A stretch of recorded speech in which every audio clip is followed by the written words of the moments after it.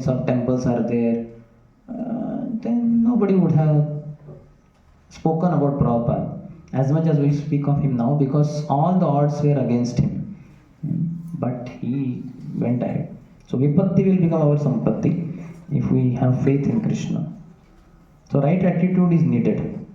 Prabhupada says in that preface to NY, advancement in Krishna consciousness depends on the attitude of the follower. The attitude of gratitude decides your altitude. Altitudes. Get tuned with the tudes. Attitude of gratitude decides your altitude, means how high you are in spiritual life. So always be grateful.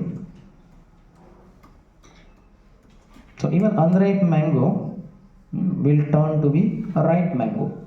Dai bhag. Liberation will become our rightful claim.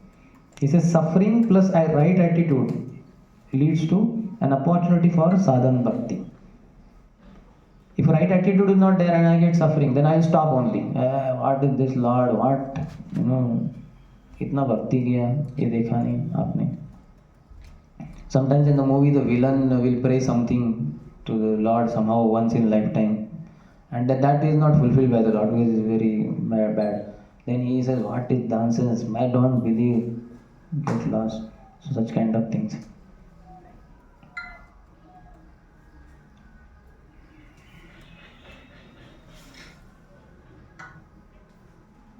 So he said the punishment for a sinful activity is designed to curtail the mentality that produces the activity. 18.66. We understand that a devotee no longer suffers the reactions of karma. Since a devotee may still maintain the remnants of his previous sinful mentality, the Lord removes the last vestiges of the enjoying spirit by giving his devotee punishments that may resemble sinful reactions. So devotee, aham tam sarva papebhyo mokshishami. So he cannot suffer. So how he suffers? Because he is maintaining some remnants of his previous sinful mentality. Something like kutam or something like that. It is not exactly kutam because that is purely for materialistic life.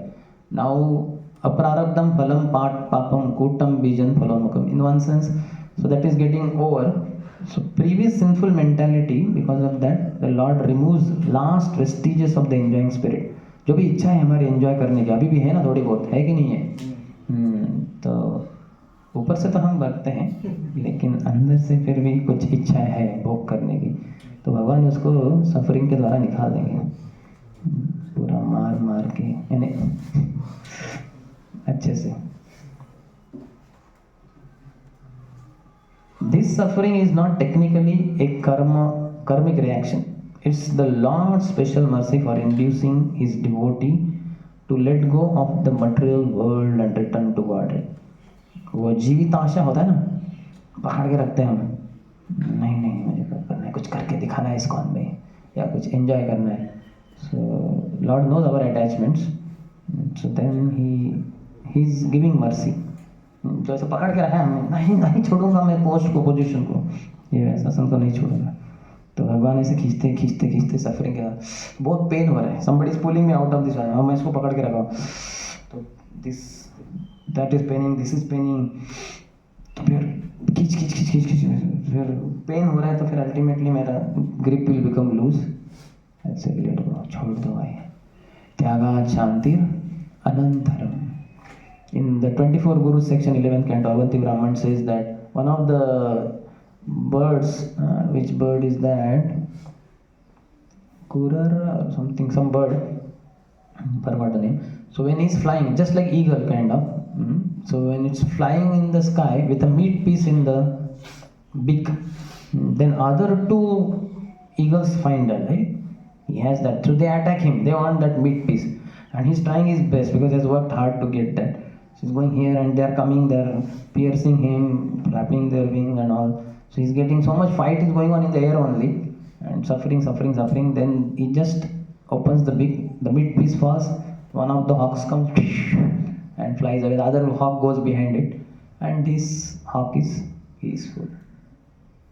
So one should give up the enjoying mentality. So then one will be very peaceful. Krishna will arrange for that. To the degree we are attached within spiritual life also, to to some material post positions, etc., Krishna will definitely purify all of us. He is not going to leave us impure. That is His mercy. Since a sincere devotee wants to go back to Godhead, he willingly accepts the Lord's merciful punishment and continues offering obeisances to the Lord with his heart, words, and body. Just as one cannot approach the sun without becoming fire, one cannot approach the Supreme Lord, Lord Krishna, without undergoing a rigid purificatory process. Lord is very pure, so we also should be ready to get purified. And our attachments are contamination. He will purify us of that. Just as a legitimate son has to simply remain alive to gain an inheritance from his father, one who simply remains alive in Krishna consciousness, following the regulative principles of Bhakti Yoga, automatically becomes eligible to receive the mercy of the personality of Godhead and be promoted to the kingdom of God. Like that. So we have some brahmacharis in our temple also, who just continued their Krishna consciousness, and father left body and the property share has come to him also. Why? Because he's alive. He would have been dead, he doesn't get anything. So Indian parents love their children, even if he becomes brahmachari, they continue loving him. Sometimes they also become devotees, start chanting. So just if the son remains alive, he gets the property of father after father's death.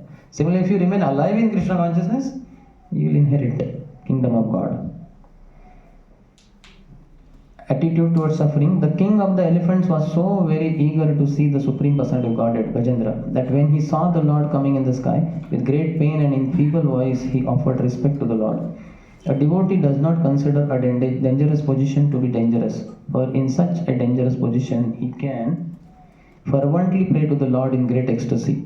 Thus a devotee regards danger as a good opportunity. When a devotee is in great danger, he sees that danger to be the great mercy of the Lord, because it is an opportunity to think of the Lord very sincerely and with undiverted attention. Failure is a stepping stone to success. So devotee doesn't give lectures on that. He should practice it in life. He does not accuse the Supreme Personality of Godhead for having let his devotee fall into such a dangerous condition. Rather, he considers that dangerous condition to be due to his past misdeeds and takes it as an opportunity to pray to the Lord and offer thanks for having been given such an opportunity. When a devotee lives in this way, his salvation, his going back home back to Godhead, is guaranteed. We can see this to be true from the example of Gajendra, who anxiously prayed to the Lord and thus received an immediate chance to return home back to Godhead. 8.3.33 Then Vishwanath Chakravarti Thakur's commentary. A secondary, unsought result of bhakti is happiness. The results of aparats are suffering. The results of aparats are suffering. So if you are suffering, could be because of offenses, not because of sinful activities, because Krishna takes sinful reactions away. Experiencing both of these results from his bhakti, Atma Kritam Vipakam, the devotee sees this Sushamikshmano clearly. Su for what is that? Susahish, whatever. Sushamikshmano. That font is different content. And accurately, Sam for Samyak, as your mercy. He knows that the happiness and distress that he is experiencing stems from the Lord's mercy alone.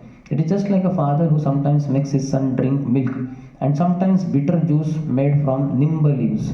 I do not know, but the Lord, like a father, knows what is good and bad for me, and thus sometimes he embraces and kisses me and sometimes slaps me. I, his devotee, have no power at all over karma and time. He, Lord, alone, by his mercy, makes me experience happiness and distress and makes me serve him.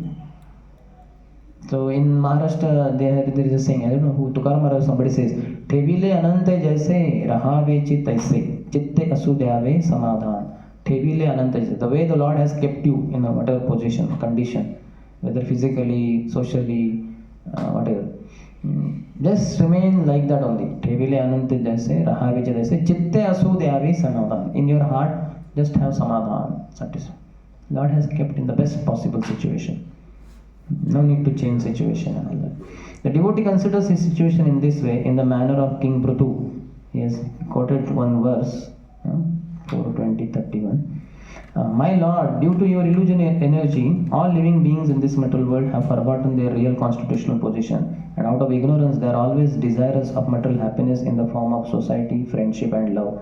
Therefore, please do not ask me to take some material benefits from you, but as a father, not waiting for the son's demand, does everything for the benefit of the son, please bestow upon me whatever you think is best for me. So, best prayer is, Lord, you know best what is best for me.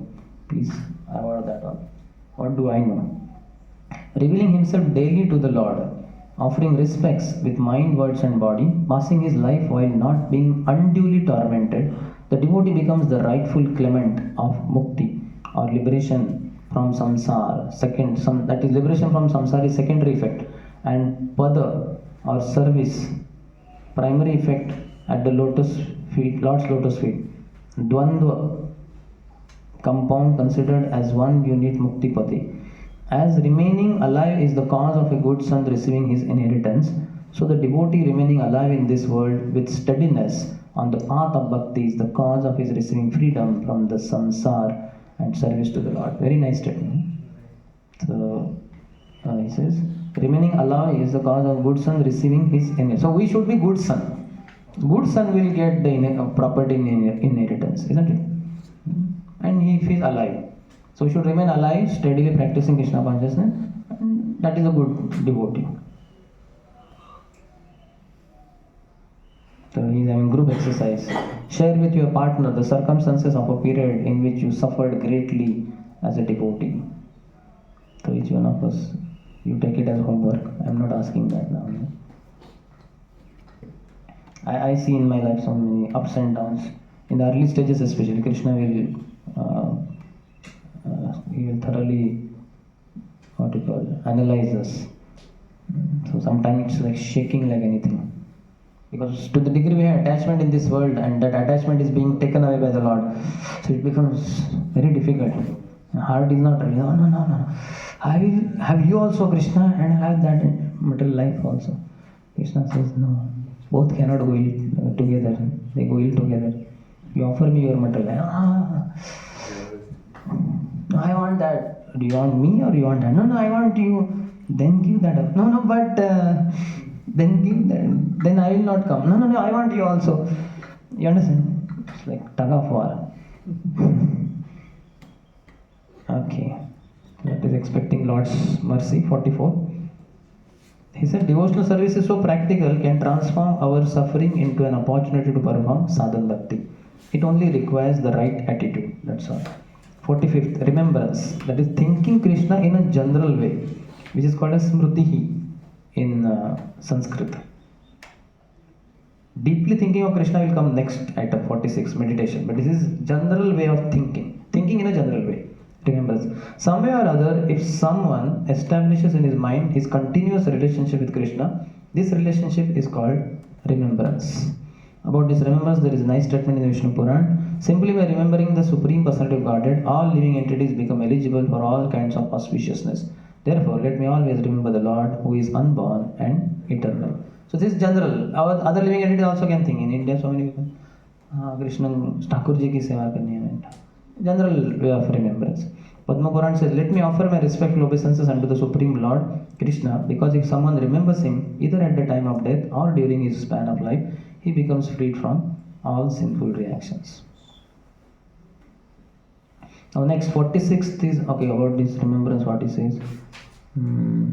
Somehow or other connecting the mind to the Lord is called remembrance. So he is saying, in the neophyte stage, one should always engage in hearing Krishna Katha.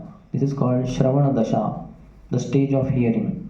By constantly hearing the transcendental holy name of Krishna and hearing of his transcendental form, qualities and pastimes, one can attain to the stage of acceptance called Varana Dasha. If you remember, it was there in NY. When one attains this stage, he becomes attached to the hearing of Krishna Katha. When one is able to chant in ecstasy, he attains the stage of Smaranavastha, the stage of remembering. Recollection, absorption, meditation, constant remembrance and trance are the 5 items of progressive Krishna Smarana. At first, remembrance of Krishna may be interrupted at intervals. but later remembrance proceeds uninterrupted. When remembrance is uninterrupted, it becomes concentrated and is called meditation. When meditation expands and becomes constant, it is called anusmriti. By uninterrupted and unceasing anusmriti, one enters the stage of samadhi or spiritual trance. After smarana dasha or samadhi has fully developed, the soul comes to understand his original constitutional position.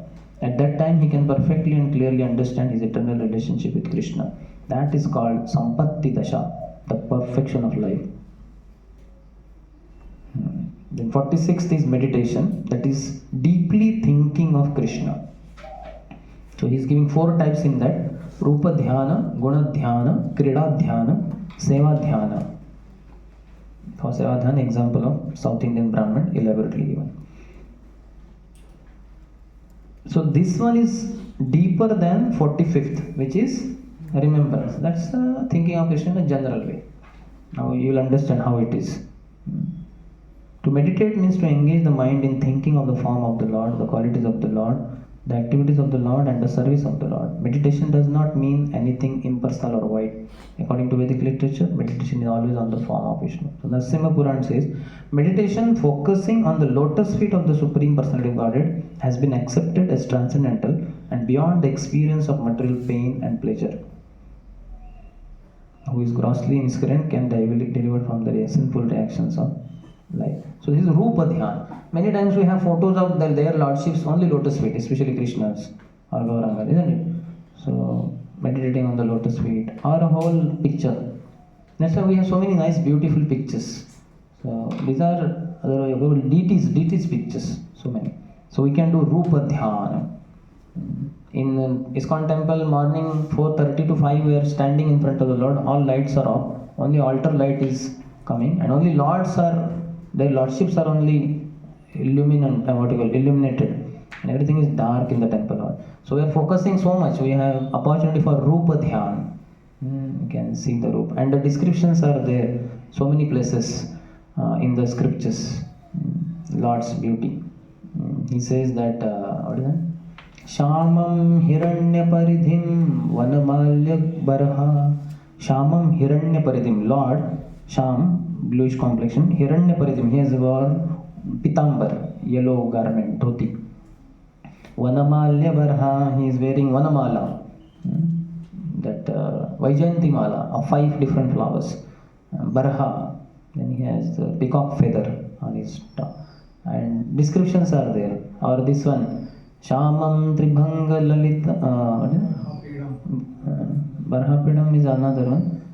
In Brahma Samhita. Alola Chandra Kala Sadkala. I'm forgetting. Alola Chandra Kala Sadvana Malya Vamshi. Ratnangadam Pranaya Keli Kala Vilasam. Shamam Tribhanga Lalitam Yatasvasham.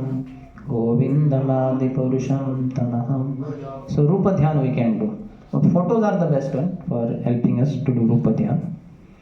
In Vishnu Dharma, it says persons who are constantly engaged in Krishna consciousness, this is about Guna Dhyan, and who remember the transcendental qualities of the Lord, become free from all reactions to sinful activities. And after being so cleansed, they become fit to enter into the kingdom of God.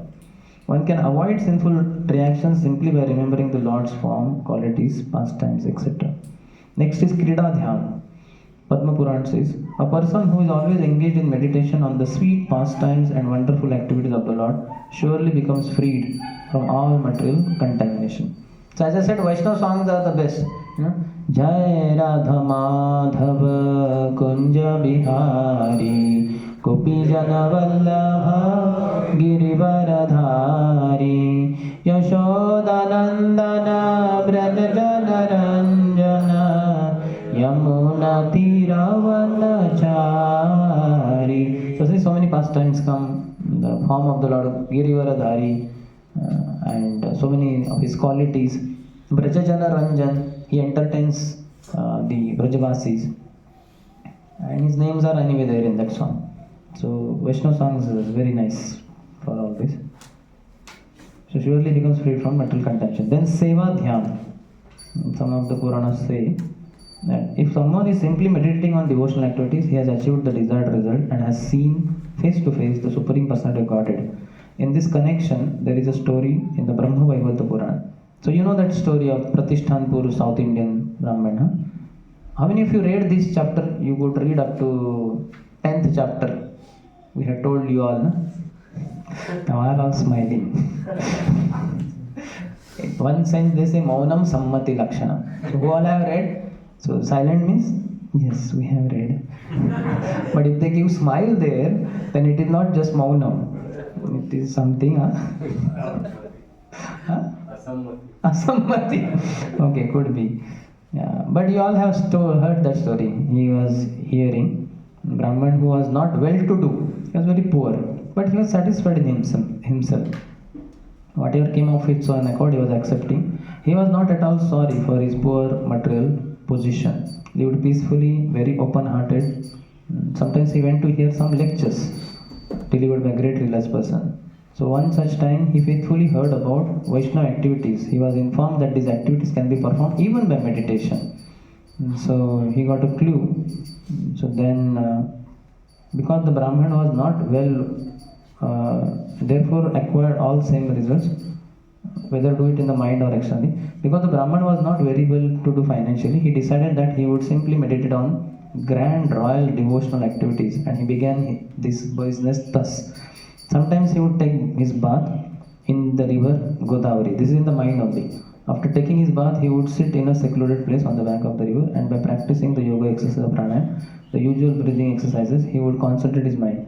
These breathing exercises are meant to mechanically fix the mind upon a particular subject.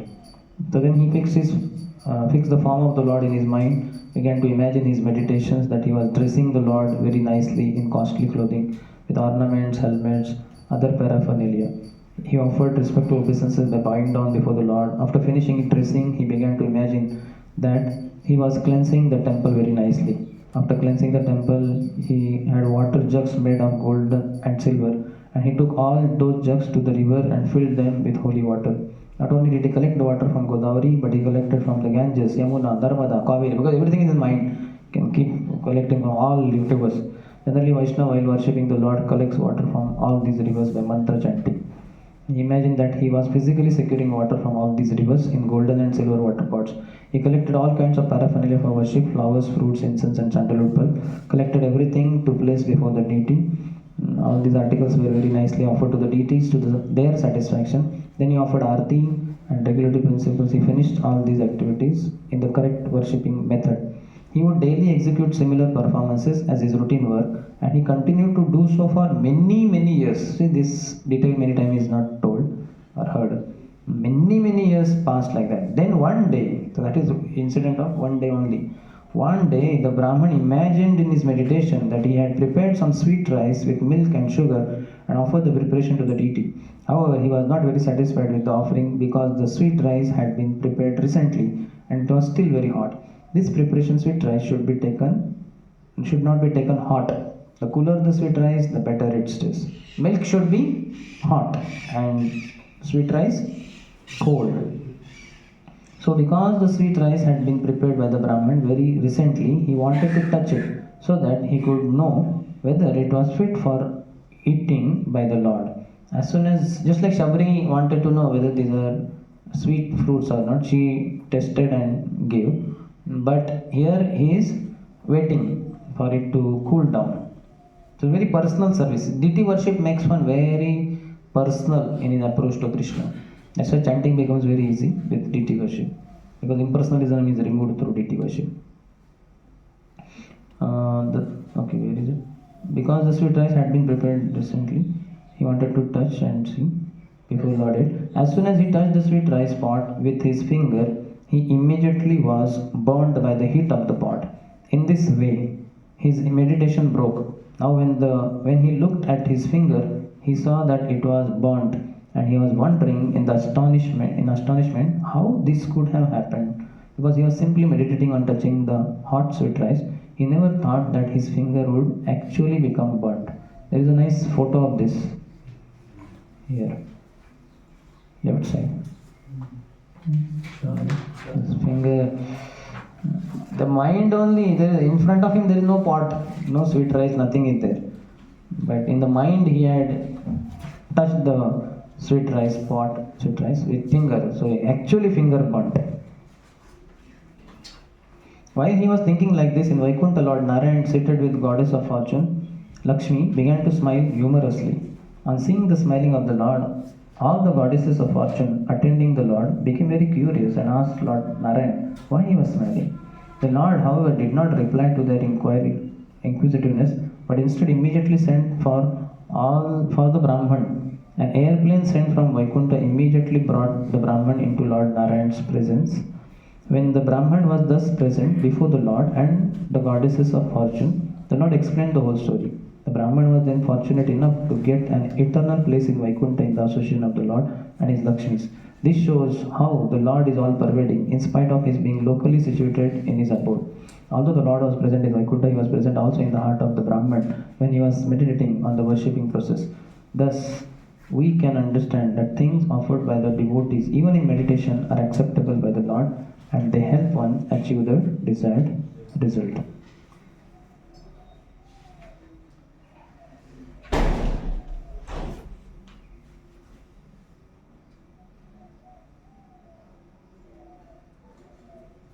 So 2 points were there. Okay, one I forgot I think. But other one, there is a story of Narhari Chakravarti, not Narhari Sarkar. Narhari Sarkar was associate of Gaurang Mahaprabhu, slightly 1 year elder also to Mahaprabhu. So he had the seva of waving chamar.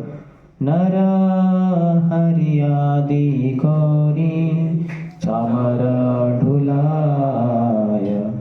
So he was like that. He was the only associate of Mahaprabhu who had the guts, daring to glorify Gaurang Mahaprabhu as Krishna, which nobody dared because Mahaprabhu would be very angry. So then, not him, the next generation is something like Goswamis. Next to that, Srinivas Acharya, Narottam Das Thakur, and Shyamanand Pandit. After 1 or 2 generations, there was one devotee called Ghanashyam in Shishi Radha Govinda Dev temple in Vrindavan. So he was from Brahmin family certainly, but he was very humble. He would be getting waters of Yamuna for Govind Dev's service. He would clean the whole campus. He would get wood from the forest for the cooking of the lordships. Like that, days were passing by, and the pujaris said that, "Oh, Ghanshyam, come and you also cook for their lordships. You do deity worship services." He would say, "No, I am very fallen. I am not fit for it." At best, he would come in temple hall also. He would not go very close to Govind Dev to take darshan. He would go up to that point. Govind Dev has fan above his head, that Vedic fan, and the string, the rope comes in the temple hall, isn't it? And you have to pull that. Anybody can pull, and Govind Dev will get fanned. So he would come up to that point only. He would take that rope, he would pull it and fan the Lord. Ahead of that, he would not go close at all because he considered himself very fallen. So days, months passed by like that, years. So one day, after completing all his services in the night, he went to take rest in his hut. So then, in the mind, he cooked khichdi, some sweet, and sabjis for Govind Dev. And with all the love in his heart, he offered to Govind Dev that hot khichdi. So then he took rest. But what happened? He offered with all love. He was already such a humble devotee, rendering so many services. And first time he cooked in the mind to Govind Dev. Govindji ate it with great relish. He liked it so much that far away there in Jaipur, Rajasthan, Jaipur, there the king was sleeping on his bed. Govind Dev appeared in his dream. Said, "Hey, my dear king, I have just now eaten the kheer and this sweet rice and khichdi cooked by one Ghanshyam." Govind Dev is telling, Jaipur king, and it is so tasty. I have never tasted any khichdi or sweet like this. So I want you to ensure that I get this khichdi, sweet, sabjis, etc. cooked by Ghanshyam daily. Please do that. So then Govindji disappeared in the dream of the king. The king got up and he was wondering, what was that? What was a dream? But then next to his bed, he saw on the table there was a golden plate, and on that there was a fuming khichdi there. So he couldn't link it. Nobody has kept it. It was not the custom at all. So he could understand this must be the khichdi which Govindi ate. So he took and he ate it, and it was so tasty. He said, "Wow, really? Now I understand why Govindi wants this." So immediately he woke up the queen. He fed her. He woke up the princess. He fed them also. And next day early morning they got up, took bath, and all of them left with ministers, soldiers to Vrindavan. So they came to Govind Dev temple, and then they entered in temple hall, took darshan of Govind Dev. As he came out at the door step only, there immediately king asked, "So where is this Ganesham?" So Ganesham was cleaning the temple campus only. You know Govind Dev's premises, how they are. So he was cleaning near the wall, flooring, floor, etc. All dust going everywhere, settle on his body, like that. So immediately the people said, "He is Ganesham." And he said, "Oh, you are Ganesham, please accept my humble obeisance." The king bowed down. The queen bowed down, the princess bowed down, the ministers bowed down, all soldiers, everybody bowed down. So it became a talk of the town. The news reached to the pujaris that the king has paid obeisances to Ganesham. They came running, "What happened?" They asked the king, "My dear king, what happened? Why are you paying obeisances to Ganesham?" They knew he is a great exalted personality, but still they wanted to be precise in that. He said, "Yesterday night Govindji ate khichdi cooked by this Ganesham, and Govindji liked it very much." So they said, no, he has not cooked. In fact, we have been requesting him for years, but he never cooked. And he said, no, that was cooked in the mind, in the dream. In the mind he cooked, but Govindji actually tested it, and he gave me also a sample. It was very nice. And Govindji wants this khichdi, sweet, etc. prepared by Ganesham daily. So that's order. Ganesham, now you have to cook. And the Ganesham was like, ooh, because he's glorified so much. So he went backside, but backside how much he can go? The wall is there. He cannot go beyond the wall. No option left. He said, no, I'm very fallen. How can I cook? This all pujaris, king, everybody forced him. No, Govindji's order. You must follow it. Now you please come in the kitchen. So first time in life he entered in kitchen. Till now he was only doing menial service of getting firewood, getting water for cooking, but he never entered in kitchen. Now he entered and he cooked khichdi and all that. Very nice preparations he made. Govindji was eating. Days, months, years passed by. Ganesham became old. His name, another name was Narahari Chakravarti. Not Narahari Sarkar, Narahari Chakravarti. So then the devotees, other pujaris in the Govinda temple, they said, "Ganesham, you know so many pastimes of Goswamis and their descendants like Srinivasacharya, Narottam Das Thakur, and about them not anything is not written. So you please write it down in the books, and it will be helpful for the future Vaishnavas." So then on their order he started writing. So he wrote Bhakti Ratnakar, number 1 book, must to be read by all the Vaishnavas. Prabhupada recommends in his books, Bhakti Ratnakar. 14 chapters, amazing. I read 600 pages, such a nectarian book. I went 1 to 600, then I thought, no, I should read it again. Again I went to first page, again, immediately. As soon as I reached 600, immediately first page again I read 600 pages. Means in few days span, etc. So very nectarian, that is one book. Srinivas Charitra, another book. Narottam Vilas, you will cry tears. The separation the devotees of Mahaprabhu felt after Mahaprabhu's departure to Golok Vrindavan. Amazing book about Narottam Das Thakur, etc. So we should read these books. So the point is, Lord accepts. In meditation also you offer something. I remember now another point. In our Yatra to Vrindavan, His Holiness Radha Swami Maharaj encouraged devotees to cook on Govardhan Puja day. Cook hundreds of preparations. So some kind of temporary, the cooking facility was created. I did not go so much, but something like chula kind of thing. And pots, earthen pots, cooking. Maharaj himself was also cooking. How many of you have seen? Might have participated, yeah. So then when it came to that Annakut Kshetra, and that bhoga was prepared and kept there next to Govardhan, and the guards were there, we were there, Maharaj was there. So Maharaj said, now this is, he told all that, and then he said, now we have to offer this bhoga to Govardhan. And the pujaris will offer, they will ring the bell, and everybody else should close eyes, and in their mind they should offer hundreds and thousands of preparations to Govardhan. You might have cooked something, some devotees might not have cooked. All devotees who cooked and who did not cook, everybody should offer hundreds and millions of more preparations in the mind. with your eyes closed. But the guards should not close their eyes. They should be ready with their danda because the monkeys are around. They should not allow any monkey to touch any item which is visible there. They cannot touch your mental offering, but he'll definitely going to attack this one. So only they were with eyes open, and we all in the mind with closed eyes. And I was offering all juices to the Lord first, coconut juice, and then this one, what do you call, lemon juice, mango juice, watermelon, musk melon. सब क्योंकि mind में चल रहा है ना sir.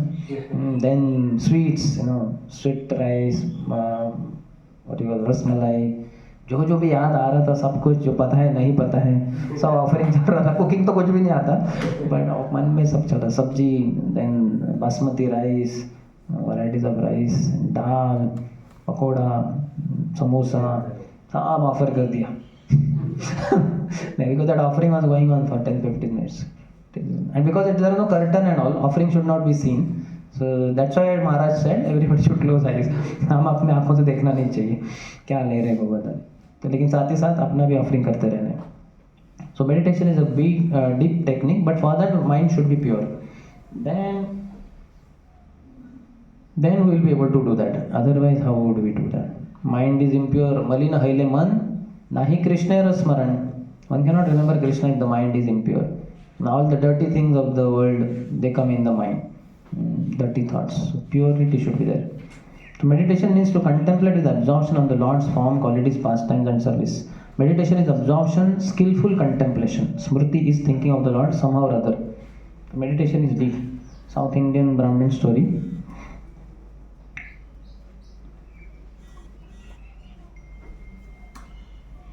Krishna accepts equally service in gross matter or in subtle matter. See, equally he accepts. If you offer patram pushpam thalpalam toyam externally, or in the mind you offer, he accepts equally. The attitude of his devotee, Krishna is bhavagrahi janardhan, or appreciative of the sentiment. So Krishna doesn't see the superficial things, he sees our bhav. Bhav should be of a servant and offer so many foodstuffs, so many things you can do. Chamar seva you can do in the mind, you can do Vajan seva, you can do arti in the mind, you can dress their lordships. But all that requires purity and longing, desire. The pure devotion is uncontaminated by the modes of material nature. Ahetukiya pratihata. Unconditional devotional service cannot be checked by any material condition. Even the poorest man can equally serve the Supreme Personal Godhead if he has pure devotion. That Narsimananda Brahmachari, Chaitanya Mahaprabhu's one associate. In the mind only. When one day, I think Shrikant Sen reached Jagannath Puri alone.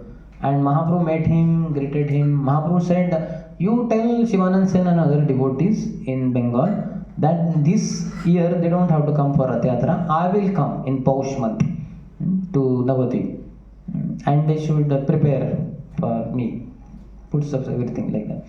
So then Shrikant informed his uncle, Shivanand Sen, that Mahaprabhu has said, devotees need not go. He will come himself in Paush month. So they were very eager, Shivanand Sen and Jagdanand Pandit.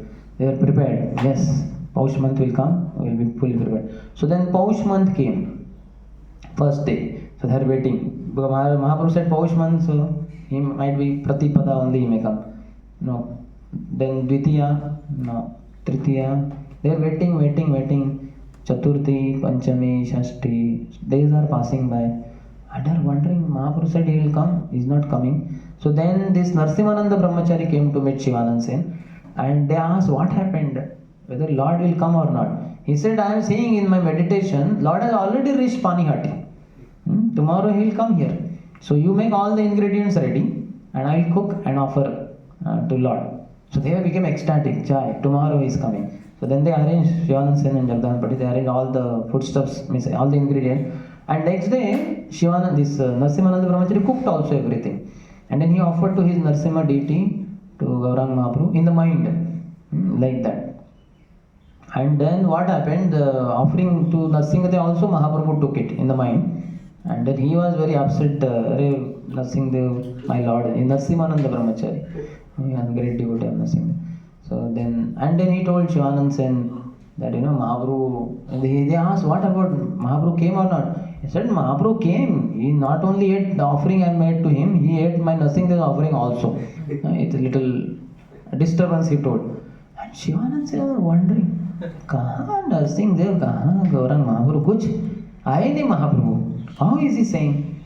The Lord came and all that. So anyway, Narsingh Brahmachari is not a cheater. So then he kept quiet. So then next time when Srivas Thakur and other devotees went to next year Rath Yatra, so then Lord told them that I came in Paush month. After Paniyati I came to this Shivanand Sen's place. What is that place? The number of pujaris in my mobile. What is that place called? What is the place called? So his house of Shivanand Sen is there. So there I came and Nasimananda Brahmachari offered me very nice boga. I was very happy to take it and all that. So then all the devotees understood, yes, truly Lord came, but it was all in the mind. So meditation of Nasimananda Brahmachari. That photo is also there. How many of you have seen? Nasimananda Brahmachari is shocked that Lord took Narsingh Dev's from Narsingh Dev's plate also. Anybody remembers? There is nice painting in Sissi. Devotees have drawn. So thus Krishna consciousness is amazing. So concluding quote is, it is the duty of the son to depend upon his father without asking anything from him. The good son has faith that the father knows best how to benefit him. Similarly, a pure devotee does not ask anything from the Lord for material benefit, nor does he ask anything for spiritual benefit. The pure devotee is fully surrendered unto the lotus feet of the Lord, and the Lord takes charge of him as stated in Bhagavad Gita, Aham Tam Sarvapapebhyo Mokshishami. The father knows the necessities of the son and supplies them. Yeah, that is about that chapter. Any question?